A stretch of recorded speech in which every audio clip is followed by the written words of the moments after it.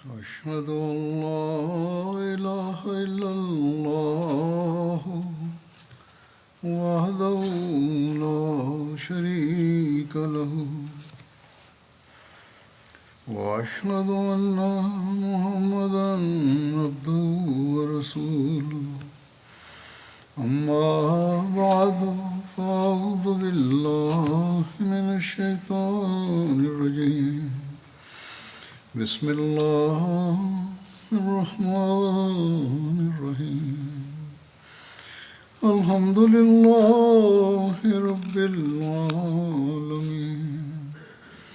الرحمن الرحيم مالك يوم الدين إياك نعبد وإياك نستعين اهدنا الصراط المستقيم صراط الذين أنعمت عليهم غير المغضوب عليهم ولا الضالين.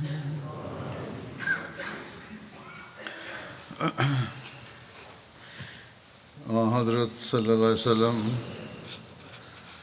کی زندگی کے بعض واقعات جو بدر کے موقع پر یا اس کے فوری بعد تھے ان کا تذکرہ ہو رہا تھا. ان واقعات میں حضرت صلی اللہ علیہ وسلم کی حضرت عائشہ سے شادی کا بھی ذکر ہے، اس لیے یہاں یہ بیان کر دیتا ہوں.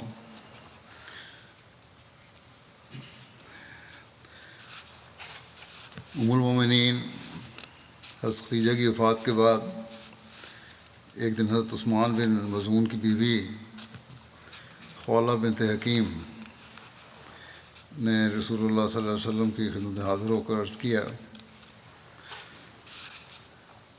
کہ اے اللہ کے رسول، کیا آپ شادی نہیں کرنا چاہتے؟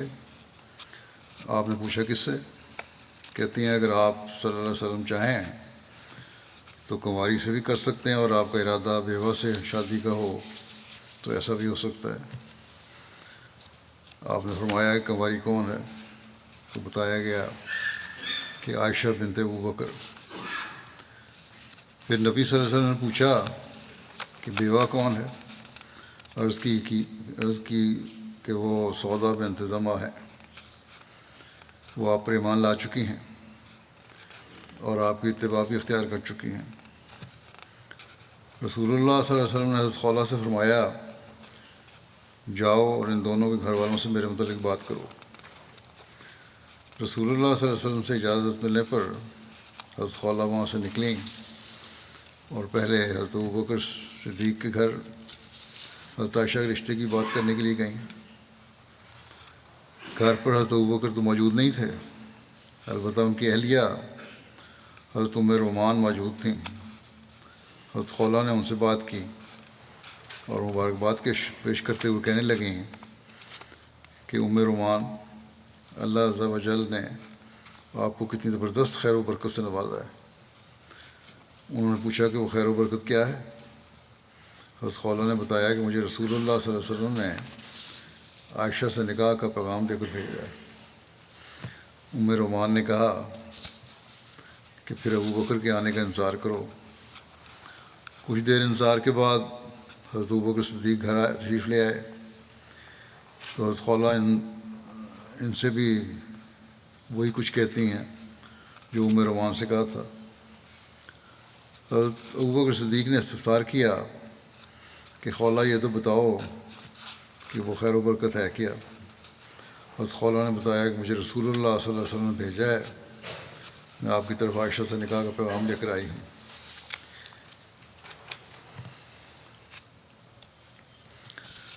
یہ سن کے حضرت ابوبکر صدیق نے کہا کہ کیا عائشہ سے آپ کا نکاح ٹھیک ہے؟ آپ کے بھائی کی بیٹی ہے. ان کو خیال آیا.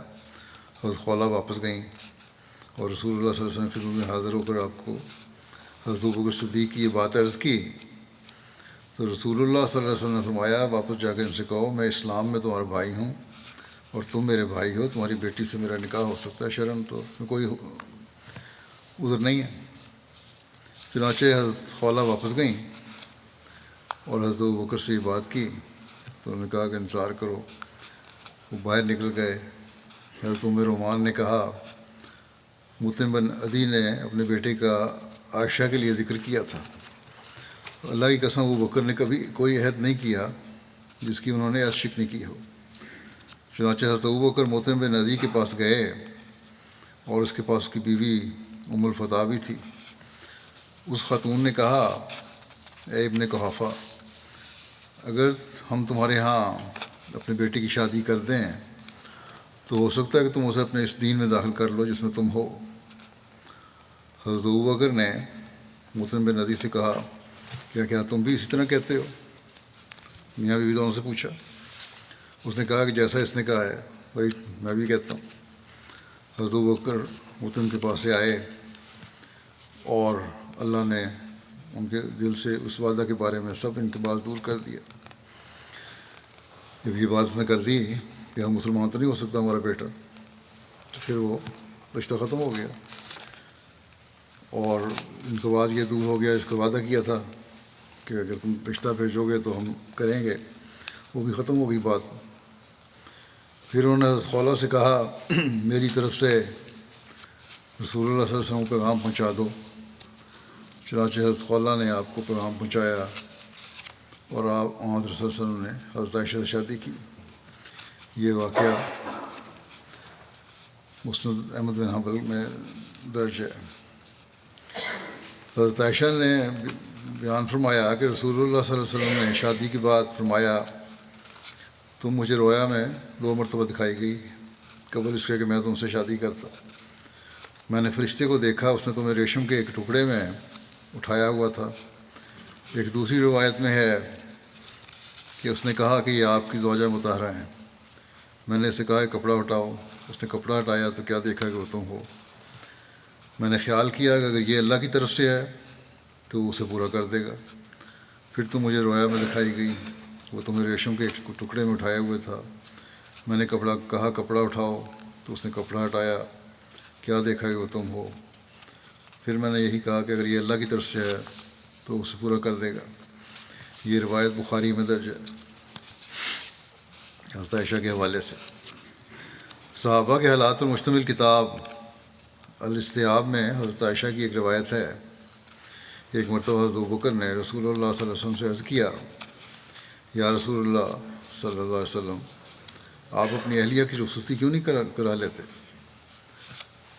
عائشہ سے رشتہ تو ہو گیا تھا لیکن رخصتی نہیں ہوئی تھی۔ حضرت ابوبکر نے خود عرض کیا کہ رخصتی کیوں نہیں کرتے؟ آپ صلی اللہ علیہ وسلم نے فرمایا کہ مہر کی رقم میری کی وجہ سے۔ حضرت ابوبکر نے آپ کو 12.5 اوقیہ دیا، ایک اوقیہ 40 درہم کے برابر ہے، اور آپ صلی اللہ علیہ وسلم نے یہ مال ہمارے یہاں بھجوا دیا، یعنی مہر۔ شادی کے وقت حضرت عائشہ کی عمر کے بارے میں بھی مورخین اور سیرت نگاروں میں بات کے راویوں کے بیان کی وجہ سے اختلاف پیدا ہو گیا، اور غیر بھی اس سے بڑے اعتراضات اٹھاتے رہتے ہیں۔ مگر اصولی بات یہ ہے کہ عائشہ کی جب شادی ہوئی تو عمر کے اعتبار سے کسی بھی قسم کی کوئی انوکھی بات نہیں تھی کہ وہاں کے لوگوں کے درمیان کوئی سوال یا اعتراض پیدا ہوتا۔ اگر حیرت انگیز طور پر کوئی غیر معمولی بات ہوتی تو منافقین یا مخالفین ضرور اعتراضات کی بھرمار کر دیتے، لیکن کسی بھی کتاب میں کوئی ایسا اعتراض مذکور نہیں ہے۔ جن کتب میں حضرت عائشہ کی عمر کی غیر معمولی چھوٹی کر کے بیان ہوئی ہے، حضرت عائشہ کی عمر غیر معمولی چھوٹی کر کے بیان ہوئی ہے، اس کے بارے میں حکم و عدل حضرت اقدس مسیح موعود علیہ السلام ان کو بے سروپا اقوال قرار دیتے ہیں۔ فرماتے ہیں کہ حضرت عائشہ کا 9 سال ہونا تو صرف بے سروپا اقوال ہیں، کس اقوال میں آیا ہے، کسی حدیث یا قرآن سے ثابت نہیں ہوتا۔ حضرت مرزا بشیر احمد صاحب نے حضرت عائشہ کی رخصتی کی تفصیلات بیان کرتے ہوئے لکھا ہے کہ حضرت خدیجہ کی وفات کے بعد حضرت صلی اللہ علیہ وسلم نے عائشہ صدیقہ رضی اللہ عنہا کے ساتھ شادی فرمائی۔ یہ سن نبوی کا 10واں سال اور شوال کا مہینہ تھا، اور اس وقت حضرت عائشہ کی رشتہ جب کیا تھا 7 سال تھی، مگر معلوم ہوتا ہے کہ ان کی نشو و نما اس وقت بھی غیر معمولی طور پر اچھی تھی، ورنہ کوئی وجہ نہیں تھی کہ خولہ بنت حکیم کو جو ان کے نکاح کی محرک بنی تھیں حضرت صلی اللہ علیہ وسلم کی شادی کے لیے ان کی طرف خیال جاتا. لیکن بہرحال ابھی وہ بالغ نہیں ہوئی تھیں، اس لیے اس وقت نکاح تو ہو گیا مگر رخصتانہ نہیں ہوا، اور وہ بدستور اپنے والدین کے پاس مقیم رہیں. ہجرت کے دوسرے سال جب کہ ان کی شادی پر 5 سال گزر چکے تھے نکاح پہ، اور ان کی عمر 12 سال تک وہ بالغ ہو چکی تھیں، چنانچہ حضرت ابوبکر نے آن صلی اللہ علیہ وسلم کی خدمت میں حاضر ہو کر رخصتانہ کی تحریک کی، جس پر آپ نے مہر کی ادائیگی کا انتظام کیا، اور ماہ شوال 2 ہجری میں حضرت عائشہ اپنے والدین کے گھر سے رخصت ہو کر حرم نبی میں داخل ہوئیں. یہ مرزا بشیر احمد صاحب کی تحقیق ہے، لیکن بعض مورخین کی عمر ہے اس سے زیادہ بیان کی جاتی ہے.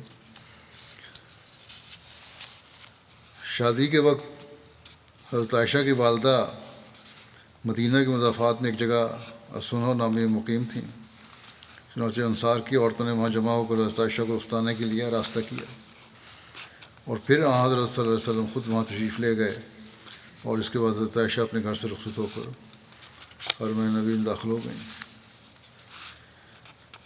حضرت مرزا بشیر احمد صاحب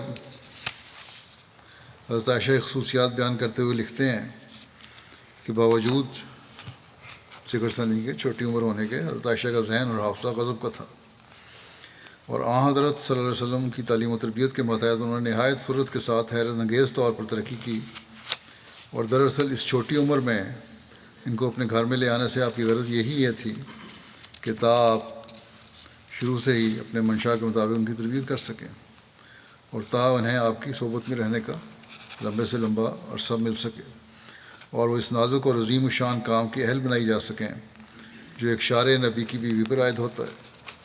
چنانچہ آپ صلی اللہ علیہ وسلم اس منشا میں کامیاب ہوئے، اور حضرت عائشہ نے مسلمان خواتین کی اصلاح اور تعلیم و تربیت کا وہ کام سر انجام دیا جس کی نظیر تاریخ عالم میں نہیں ملتی. احادیث نبوی کا ایک بہت بڑا اور بہت ضروری حصہ حضرت عائشہ ہی کی روایات پر مبنی ہے، حتیٰ کہ ان کی روایتوں کی کل تعداد 2210 تک پہنچتی ہے. ان کے علم و فضل اور تفقہ فی دین کا یہ عالم تھا کہ بڑے بڑے جلیل القدر صحابہ ان کا لوہا مانتے اور ان سے فیض حاصل کرتے تھے، حتیٰ کہ حدیث میں آتا ہے کہ حضرت صلی اللہ علیہ وسلم کے بعد صحابہ کو کوئی علمی مشکل ایسی پیش نہیں آئی کہ اس کا حل حضرت عائشہ کے پاس نہ مل گیا ہو. اور عروہ بن زبیر کا قول ہے کہ میں نے کوئی شخص علم قرآن اور علم میراث اور علم حلال و حرام اور علم فقہ اور علم شعر اور علم طب اور علم حدیث سے عرب اور علم انصاب میں عائشہ سے زیادہ عالم نہیں دیکھا. زہد و قناعت میں ان کا یہ مرتبہ تھا کہ ایک دفعہ ان کے پاس کہیں سے 1,00,000 درہم آئے، انہوں نے شام ہونے سے پہلے سب خیرات کر دی، حالانکہ گھر میں شام کے کھانے تک کے لیے کچھ نہیں تھا. انہی اوصاف حمیدہ کی وجہ سے جن کی جھلک حضرت صلی اللہ علیہ وسلم کے زمانے میں ہی نظر آنے لگی تھی، آپ انہیں خاص طور پر عزیز رکھتے تھے. ایک دفعہ فرمایا صلی اللہ علیہ وسلم نے کہ مردوں میں تو بہت لوگ کامل گزرے ہیں، لیکن عورتوں میں کاملات بہت کم ہوئی ہیں. پھر آپ نے آسیہ اہلیہ فرعون اور مریم بنت عمران کا نام لیا، اور پھر فرمایا کہ عائشہ کو عورتوں پر وہ درجہ حاصل ہے جو عرب کے بہترین کھانے شرید کو دوسرے کھانوں پر ہوتا ہے. ایک دفعہ بعض دوسری ازواج مطہرات نے کسی اہلی امر میں حضرت عائشہ کے متعلق حضرت صلی اللہ علیہ وسلم سے کوئی بات کہی، مگر آپ خاموش رہے. لیکن جب اصرار کے ساتھ کہا گیا تو آپ نے فرمایا، میں تمہاری ان شکایتوں کو کیا کروں؟ میں تو یہ جانتا ہوں کہ کبھی کسی بیوی کے ہاں مجھ پر خدا کی وحی نازل نہیں ہوئی، مگر عائشہ کے ہاں ہمیشہ نازل ہوتی ہے. اللہ اللہ، کیا ہی مقدس وہ بیوی تھی جسے یہ خصوصیت حاصل ہوئی. اور کیا یہ مقدس و خاوند تھا جس کی اہلی محبت کا معیار بھی تقدس و طہارت کے سوا کچھ نہیں تھا۔ احادیث میں یہ بھی ذکر آتا ہے کہ آخری ایام میں حضرت سودا بنت زمعہ نے اپنی باری حضرت عائشہ کو دے دی، اور اس طرح حضرت عائشہ کو حضرت صلی اللہ علیہ وسلم کی صحبت سے مستفیض ہونے کا دوہرا موقع میسر آ گیا۔ چونکہ حضرت صلی اللہ علیہ وسلم کو حضرت عائشہ کی تعلیم و تربیت کا خاص خیال تھا، اور وہ اپنی عمر اور حالات کے لحاظ سے اس قابل تھیں کہ ان پر خاص توجہ صرف کی جاوے، اس لیے حضرت صلی اللہ علیہ وسلم نے باری کے متعلق سودا کی تجویز منظور فرما لی، مگر اس کے بعد بھی آپ حضرت سودا کے پاس باقاعدہ تشریف لے جایا کرتے تھے اور دوسری بیویوں کی طرح ان کی دلداری اور آرام کا خیال رکھتے تھے۔ حضرت عائشہ کے خواندہ ہونے کے متعلق اختلاف ہے، پڑھے لکھے ہونے کے بارے میں، مگر بخاری کی ایک روایت سے پتہ لگتا ہے کہ ان کے پاس ایک نسخہ قرآن شریف کا لکھا ہوا موجود تھا، جس پر سے انہوں نے ایک عراقی مسلمان کو بعض آیات خود املا کرائی تھیں، جس سے یہ ثابت ہوتا ہے کہ کم از کم خواندہ ضرور تھیں، اور اغلب ہے کہ انہوں نے اپنے رخصتانے کے بعد ہی لکھنا سیکھا تھا، لیکن جیسا کہ بعض مورخین نے تصریح کی ہے وہ غالباً لکھنا نہیں جانتی تھیں۔ حضرت عائشہ حضرت صلی اللہ علیہ وسلم کی وفات کے بعد کم و بیش 48 سال تک زندہ رہیں، اور 58 ہجری کے ماہ رمضان میں اپنے محبوب حقیقی سے جا ملیں۔ اس وقت ان کی عمر قریباً 68 سال کی تھی۔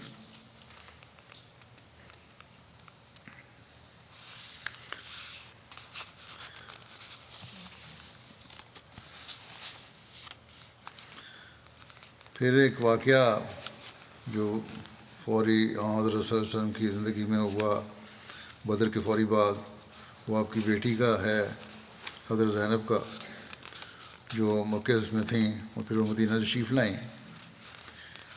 حضرت صلی اللہ علیہ وسلم کے داماد ابو العاص بن ربیع بھی غزوہ بدر میں مسلمانوں کے ہاتھ قید ہوئے۔ ان کی بیوی حضرت زینب مکے میں تھیں۔ انہوں نے وہ ہار اپنے شوہر کے فدیہ میں بھیجا جو ان کی والدہ حضرت ختیجہ نے ان کی شادی کے موقع پر بیٹی کو پہنایا تھا۔ یہ فدیہ لے کر آنے والا ابو العاص کا بھائی عمر بن ربیع تھا۔ حضرت صلی اللہ علیہ وسلم جب یہ ہار دیکھا تو آپ بہت زیادہ دلگیر اور افدیدہ ہو گئے۔ پھر آپ نے صحابہ سے فرمایا، اگر تم مناسب سمجھو تو زینب کے قیدی کو رہا کر دو اور اس کا یہ ہار بھی واپس کر دو۔ صحابہ نے عرض کیا، ضرور یا رسول اللہ۔ چنانچہ ابو العاص کو رہا کر دیا گیا، حضرت زینب کا ہار بھی لوٹا دیا گیا، مگر حضرت صلی اللہ علیہ وسلم نے ابو العاص کو اس شرط پر رہا کیا کہ مکے جاتے ہی وہ حضرت زینب کو اجازت دے کر دیں گے کہ وہ مدینہ کو ہجرت کر سکیں۔ ابن اسحاق کا بیان ہے کہ رہائی کے بعد ابو العاص جب مکہ پہنچا تو رسول اللہ صلی اللہ علیہ وسلم نے زید بن حارثہ اور ایک انصاری کو بھیجا کہ تم بطن یاجج میں ٹھہرو۔ بطن یاجج جو ہے یہ مکہ سے 8 میل کے فاصلے پر مقام ہے۔ یہاں تک کہ زینب تمہارے پاس سے گزرے تو تم اس کے ساتھ ہو جاؤ اور اسے میرے پاس لے آؤ۔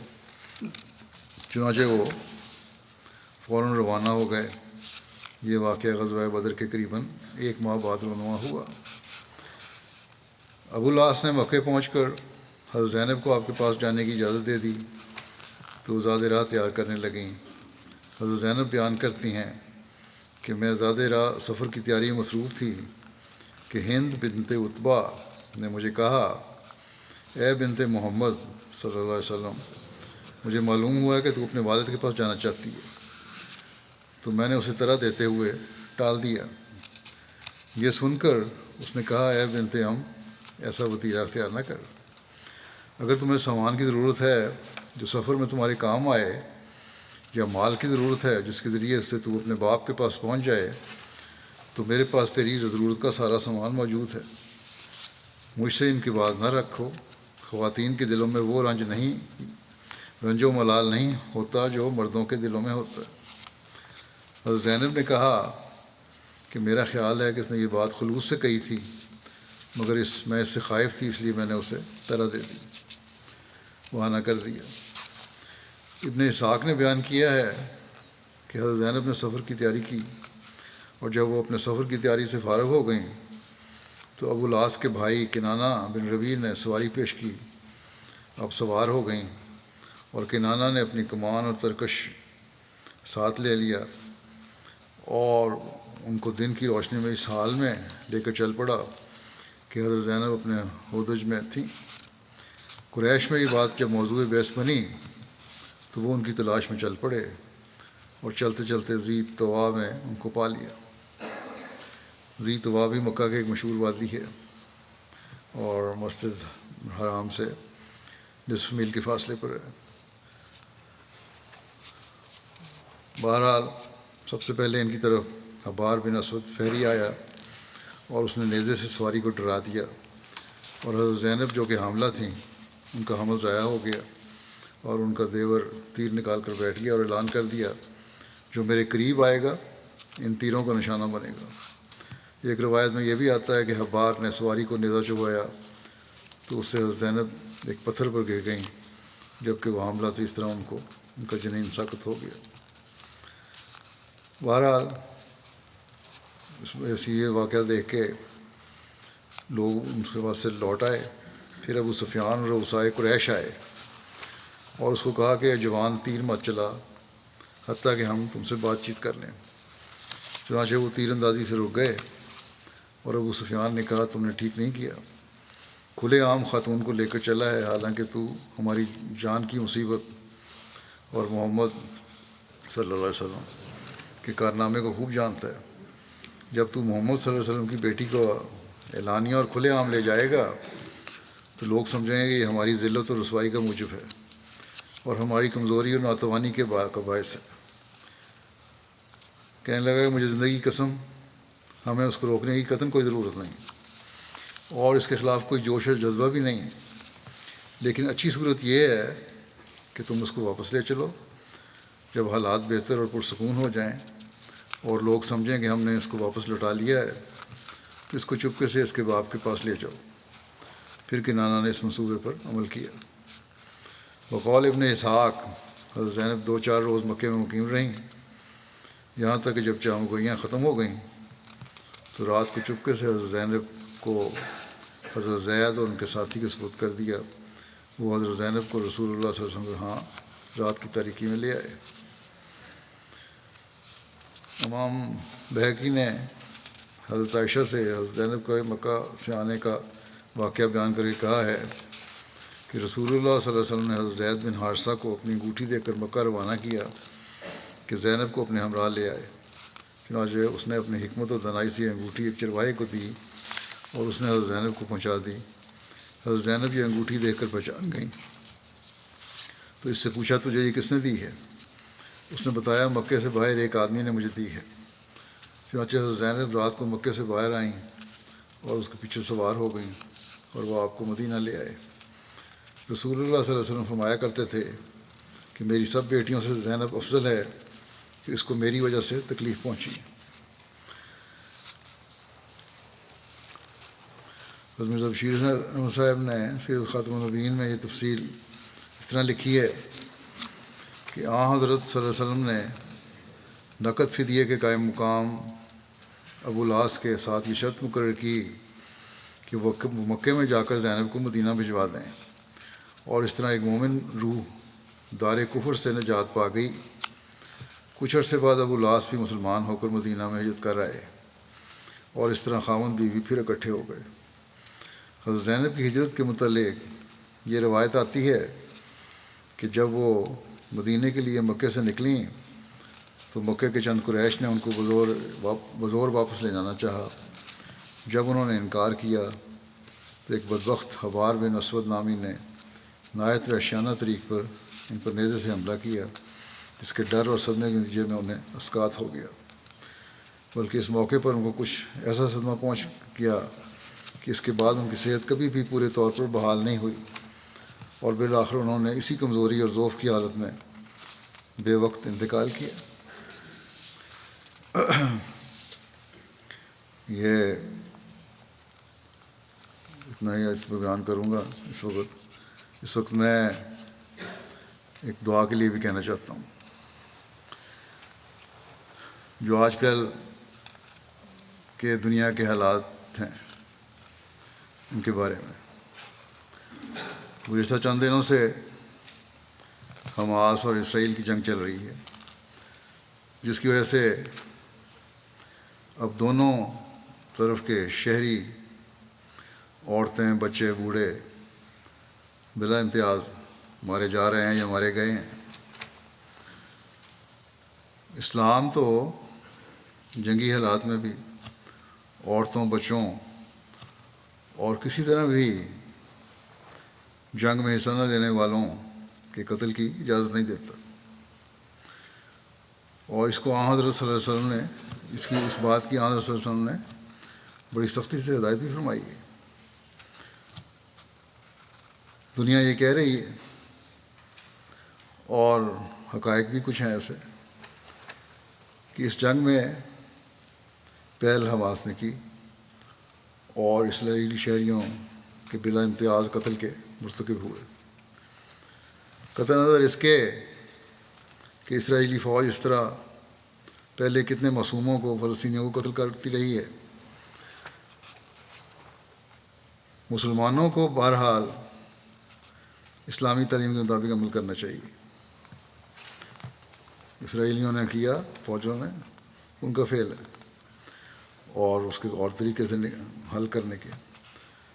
اگر کوئی جائز لڑائی ہے تو فوج سے تو ہو سکتی ہے، عورتوں، بچوں اور بے ضرر لوگوں سے نہیں۔ بہرحال اس لحاظ سے حماس نے جو قدم اٹھایا وہ غلط تھا، اس کا نقصان زیادہ ہوا، فائدہ کم۔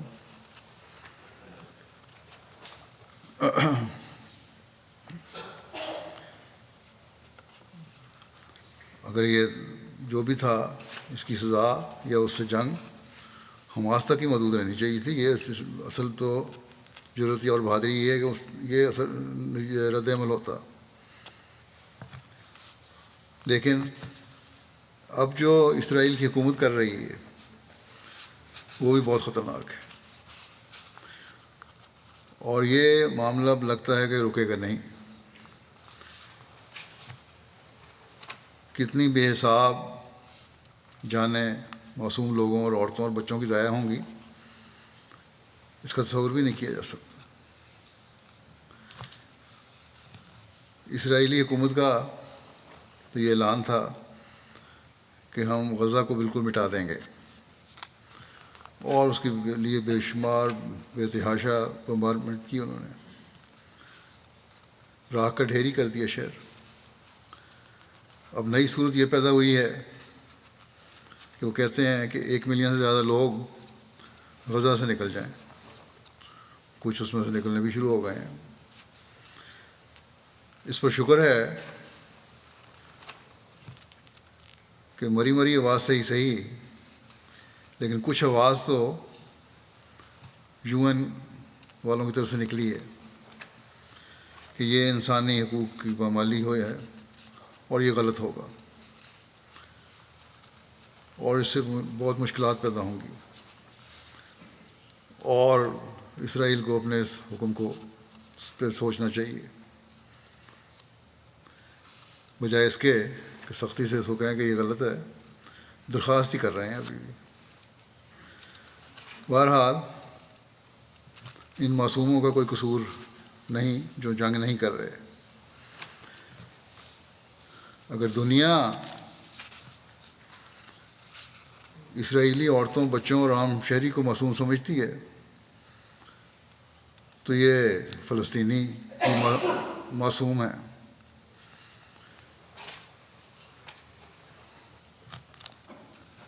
ان اہل کتاب کی تو اپنی تعلیم بھی یہ کہتی ہے کہ اس طرح کا تو غارت جائز نہیں ہے۔ مسلمانوں پر اگر الزام ہے کہ انہوں نے غلط کیا تو اپنے گریبان میں بھی جھانکیں یہ لوگ۔ بہرحال ہمیں بہت دعا کی ضرورت ہے۔ فلسطین کے سفیر نے یہاں ٹی وی میں انٹرویو دیا، عالم BBC کو، اور سوال کرنے والے کے جواب میں کہا کہ حماس ایک ملیٹنٹ گروپ ہے، حکومت نہیں ہے، اور فلسطین کی حکومت کا اس سے کوئی تعلق نہیں ہے، لیکن ساتھ ہی یہ سوال بھی اٹھایا، اور ان کی یہ بات درست ہے کہ اگر حقیقی انصاف قائم کیا جاتا تو یہ باتیں نہ ہوتی۔ اگر بڑی طاقتیں اپنے دوہرے معیار نہ رکھتیں یا نہ رکھیں تو اس قسم کی بد امنی اور جنگیں دنیا میں ہو ہی نہیں سکتی۔ بس ان دوہرے معیاروں کو ختم کرو تو جنگیں خود بخود ختم ہو جائیں گی۔ یہی باتیں میں اسلامی تعلیم کی روشنی میں ایک عرصے سے کہہ رہا ہوں، لیکن سامنے تو یہ کہتے ہیں ٹھیک ہے ٹھیک ہے، لیکن عمل کرنے کو تیار نہیں۔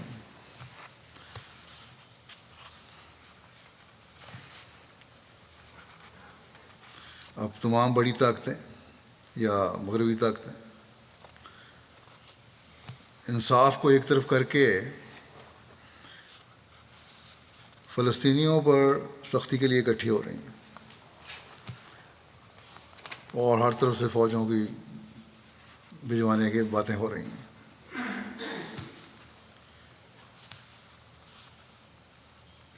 اور مظلوموں کی تصویریں دکھائی جاتی ہیں کہ اس طرح ہو رہا ہے ظلم، اس طرح ہو رہا ہے۔ غلط سلط رپورٹیں میڈیا میں دکھائی جاتی ہیں اور آ جاتی ہیں۔ ایک دن یہ خبر آتی ہے کہ اسرائیلی عورتوں اور بچوں کا یہ حشر ہو رہا ہے، ان کی یہ بری حالت ہو رہی ہے۔ اگلے دن پتہ چلتا ہے کہ وہ اسرائیلی نہیں تھے، وہ تو فلسطینی تھے، لیکن اس کی میڈیا میں کوئی معذرت نہیں ہوتی اور کوئی ہمدردی کا لفظ ان کے لیے نہیں کہا جاتا۔ یہ لوگ جس کی لاٹھی اس کی بھینس پر عمل کرتے ہیں، جن کے ہاتھ میں دنیا کی معیشت ہے ان کے آگے انہوں نے جھکنا ہے۔ اگر جائزہ لیا جائے تو لگتا ہے کہ بڑی طاقتیں جنگ بھڑکانے پر تلی ہوئی ہیں بجائے اس کو ٹھنڈا کرنے کے۔ جنگ ختم کرنا نہیں چاہتی ہیں لوگ۔ پہلی جنگ عظیم کے بعد جنگوں کے خاتمے کے لیے بڑی طاقتوں نے لیگ آف نیشنز بنائی،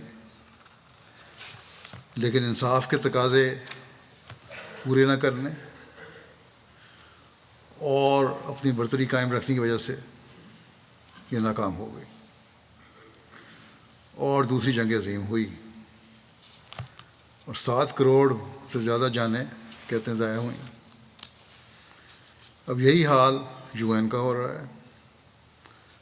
بنائی تو اس لیے گئی تھی کہ دنیا میں انصاف قائم کیا جائے گا اور مظلوم کا ساتھ دیا جائے گا، جنگوں کے خاتمے کی کوشش کی جائے گی، لیکن ان باتوں کا دور دور تک پتہ نہیں۔ اپنے مفادات کوئی ہر کوئی دیکھ رہا ہے۔ اب جو اس بے انصافی کی وجہ سے جنگ ہوگی، اس کے نقصان کا تصور ہی عام آدمی نہیں کر سکتا، اور یہ سب بڑی طاقتوں کو پتہ ہے کہ کتنا شدید نقصان ہوگا، لیکن پھر بھی انصاف قائم کرنے میں کوئی توجہ نہیں ہے، اور توجہ دینے پر کوئی تیار بھی نہیں ہے۔ ایسے حالات میں مسلمان ملکوں کو کم از کم ہوش کے ناخن لینے چاہیے، اپنے اختلافات مٹا کر اپنی وحدت کو قائم کرنا چاہیے۔ اگر مسلمانوں کو یہ ہدایت اللہ تعالیٰ نے اہل کتاب سے تعلقات بہتر کرنے کے لیے دی ہے کہ تعالوا الی کلمۃ سواء بیننا و بینکم، اس کلمے کی طرف آ جاؤ جو ہمارے اور تمہارے درمیان مشترک ہے، اللہ تعالیٰ کی ذات ہے، تو مسلمان جن کا کلمہ مکمل طور پر ایک ہے کیوں اختلافات ختم کر کے اکٹھے نہیں ہو سکتے؟ بس سوچیں اور اپنی عبادت کو قائم کریں، اور یہی دنیا سے فساد دور کرنے کا ذریعہ ہو سکتا ہے۔ اور انصاف کے تقاضے پورے کرنے کے لیے مظلوم کے حقوق ہر جگہ قائم کرنے کے لیے بھرپور آواز اٹھائیں، پھر ایک ہو کر ایک ہوں گے، وحدت ہوگی تو آواز میں بھی طاقت ہوگی، ورنہ معصوم مسلمانوں کی جانوں کے ضائع ہونے کے یہ لوگ ذمہ دار ہوں گے، وہ مسلمان حکومتیں ذمہ دار ہوں گی۔ حضرت صلی اللہ علیہ وسلم کی اس ارشاد کو ہمیشہ سامنے رکھنا چاہیے، اور یہ ان طاقتوں کا کام ہے رکھیں کہ ظالم اور مظلوم دونوں کی مدد کرو۔ بس اس اہم بات کو سمجھیں۔ اللہ تعالیٰ مسلمان حکومتوں کو بھی عقل اور سمجھ دے، اور ایک ہو کر انصاف قائم کرنے والے بنیں، اور دنیا کی طاقتوں کو بھی عقل اور سمجھ دے کہ دنیا کو تباہی میں ڈالنے کے بجائے دنیا کو تباہی سے بچانے کی کوشش کریں، اور اپنی اناؤں کی تسکین کو اپنا مقصد نہ بنائیں۔ ہمیشہ انہیں یاد رکھنا چاہیے کہ جب تباہی ہوگی تو یہ طاقتیں بھی محفوظ نہیں رہیں گی۔ بہرحال ہمارے پاس تو دعا ہی کا ہتھیار ہے، اسے ہر احمدی کو پہلے سے بڑھ کر استعمال کرنا چاہیے۔ غزہ میں بعض احمدی گھرانے بھی گھرے ہوئے ہیں، اللہ تعالیٰ انہیں بھی محفوظ رکھے، اور سب معصوم و مظلوموں کو وہ جہاں بھی ہیں محفوظ رکھے۔ اللہ تعالیٰ حماس کو بھی عقل دے، اور یہ لوگ خود اپنے لوگوں پر ظلم کرنے کے ذمہ دار نہ بنیں، اور نہ کسی پر ظلم کریں۔ اسلامی تعلیم کے مطابق جو ہے حکم، اس کے مطابق اگر جنگیں کرنی بھی ہیں تو اس طرح کریں۔ کسی قوم کی دشمنی بھی ہمیں انصاف سے دور کرنے والی نہ ہو، یہی اللہ تعالیٰ کا حکم ہے۔ اللہ تعالیٰ بڑی طاقتوں کو بھی توفیق دے کہ وہ دونوں طرف انصاف کے تقاضے پورے کرتے ہوئے امن قائم کرنے والی بنے، یہ نہیں کہ ایک طرف جھکاؤ ہو جائے اور دوسری طرف کا حق مارا جائے، ظلم و زیادتی میں بڑھنے والی نہ ہوں۔ اللہ تعالیٰ کرے کہ ہم دنیا میں امن و سلامتی دیکھنے والے ہوں۔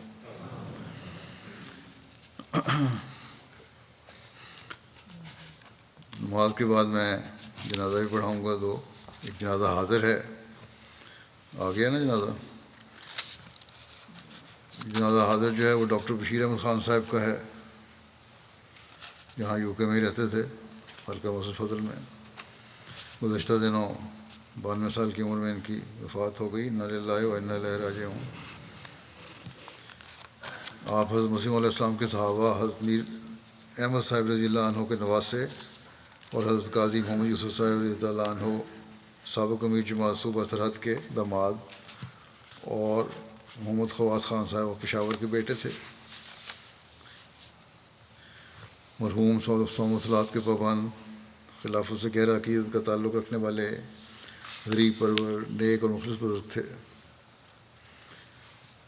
نصرت جہاں اسکیم کے تحت وقف کر کے یہ ٹچیمان گھانا بھی گئے احمدیہ ہسپتال میں، وہاں انہوں نے خدمت کی توفیق پائی کچھ عرصہ۔ گھانا سے واپس آنے کے بعد اسلام آباد کے دیہی علاقوں میں احمدی ڈاکٹروں کے ساتھ مل کر میڈیکل کیمپ لگانے کی توفیق ملتی رہی ان کو۔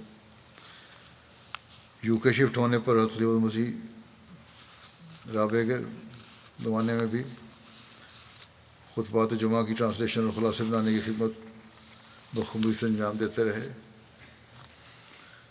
قرآن کریم سے محبت تھی، باقاعدگی سے قرآن کریم غور و تدبر سے پڑھتے، اپنے بچوں کو بھی ترجمہ سکھایا۔ چھوٹی عمر میں حضرت مسلم موعود رضی اللہ عنہ کے مبارک دور میں ان کو لمبا عرصہ قادیان میں جا کر وقت گزارنے کا موقع ملتا رہا۔ بہت ساری تقریریں حضرت مسلم موعود کی زبانی یاد تھیں، اسی طرح حضرت مسیح علیہ السلام کی کتب کے بعض حوالے بڑے یاد تھے، نظمیں یاد تھیں۔ مرحوم موسی تھے عثمان خان میں اہلیہ کے علاوہ ایک بیٹا اور 6 بیٹیاں ہیں۔ ان کے داماد ہیں ڈاکٹر مسلم الدروبی صاحب۔ وہ کہتے ہیں کہ نماز تہجد کے پابند تھے، ایک معصوم اور مومن انسان تھے، متقی، شجاع اور بہادر انسان تھے، خلافت اور جماعت سے غیر معمولی محبت رکھتے تھے۔ میں نے ان سے خلفاء کی محبت جیسی قیمتی چیز سیکھی ہے۔ مرحوم کو تبلیغ کا بھی بہت شوق تھا، اس کے لیے وہ کوئی موقع ہاتھ سے جانے نہیں دیتے تھے۔ مسلم صاحب کہتے ہیں کہ جب میں سیریا اور اردن میں تھا اور مرحوم جب بھی میرے پاس تشریف لاتے تو میں دیکھتا کہ بہت جلد میرے ہمسایوں کے اچھے دوست بن جاتے، نیز میرے گارڈز یا ملازمین وغیرہ سے بہت اچھا تعلق بنا لیتے، ان کو احمدیت کے بارے میں بتاتے رہتے۔ ان کی اہلیہ زبیدہ صاحبہ کہتی ہیں کہ خلافت ثالثہ کے دور میں نصرت جہاں اسکیم کے تحت ان کو مغربی افریقہ جانے کا حکم ہوا اور کامل اطاعت کے ساتھ فوری طور پہ تیار ہو گئے۔ اس کی کہتے ہیں اتنی جلدی تیار ہوئے کہ مجھے بھی اس کی بڑی حیرت ہوئی۔ ہماری بیٹی کہتے ہیں 2 ماہ کی تھی، لیکن آپ نے کہا کہ امام کا حکم ہے، فوری تیاری کی جائے۔ چنانچہ ہم 4 بچوں کے ساتھ روا پہنچے، حضور رحمہ اللہ سے ملاقات ہوئی، ہدایت حاصل کی اور واپس بنو آ کر چھٹی کی درخواست دی اور دعائیں بھی مانگنی شروع کر دیں، کیونکہ اس وقت پابندیاں تھیں حکومت کی طرف سے ڈاکٹروں کو باہر جانے پر۔ لیکن بہرحال اور بھٹو صاحب کا دور تھا، وہ ان کو اجازت مل گئی اور یہ چلے گئے۔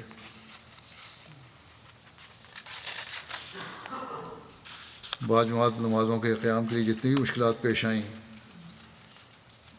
ہمیشہ دعا کرتے تھے کہ یہ حل ہو جائیں کسی طرح، اور پھر ان کو اللہ تعالیٰ حل کروا دیتا تھا، ان کو باجماعت نمازوں کی توفیق ملتی رہی۔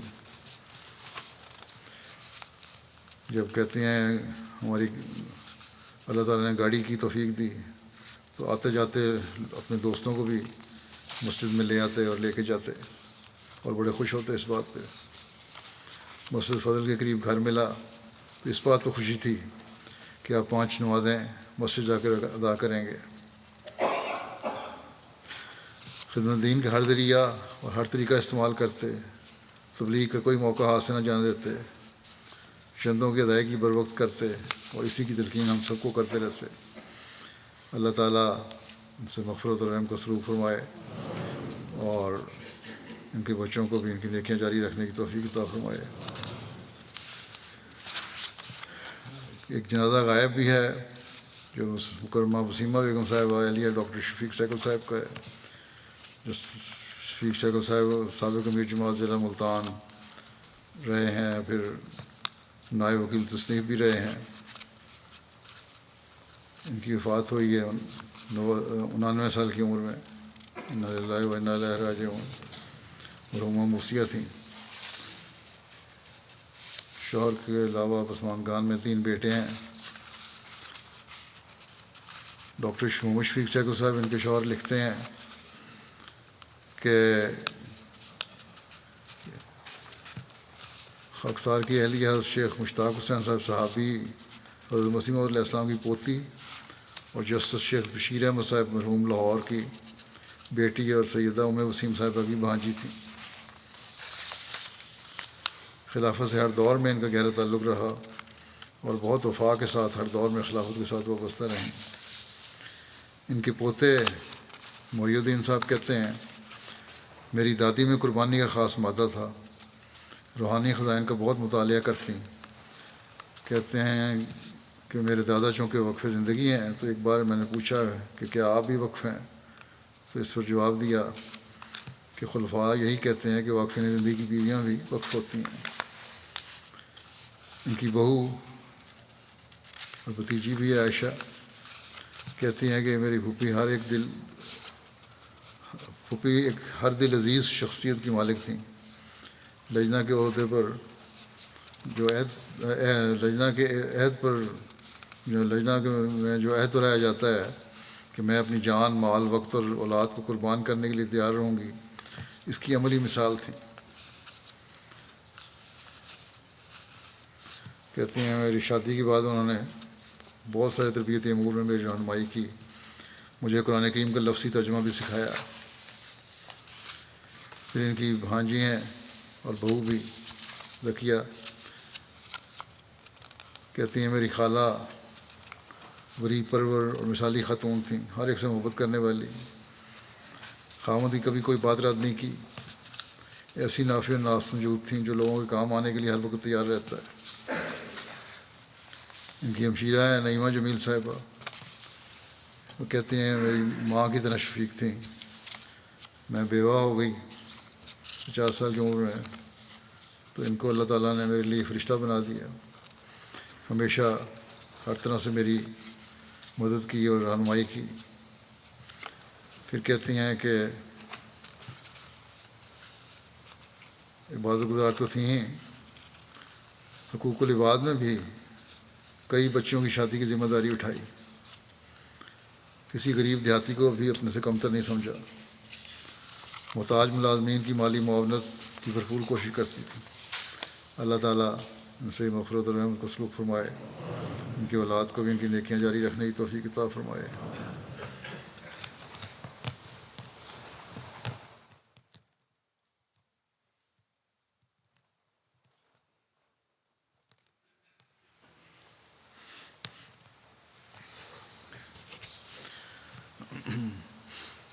الحمد لله نحمده ونستعينه ونستغفره ونؤمن به ونتوكل عليه ونعوذ بالله من شرور أنفسنا ومن سيئات أعمالنا، من يهده الله فلا مضل له ومن يضلل فلا هادي له، ونشهد أن لا إله إلا الله ونشهد أن محمدا عبده ورسوله۔ عباد الله رحمكم الله، إن الله يأمر بالعدل والإحسان وإيتاء ذي القربى وينهى عن الفحشاء والمنكر والبغي، يعظكم لعلكم تذكرون۔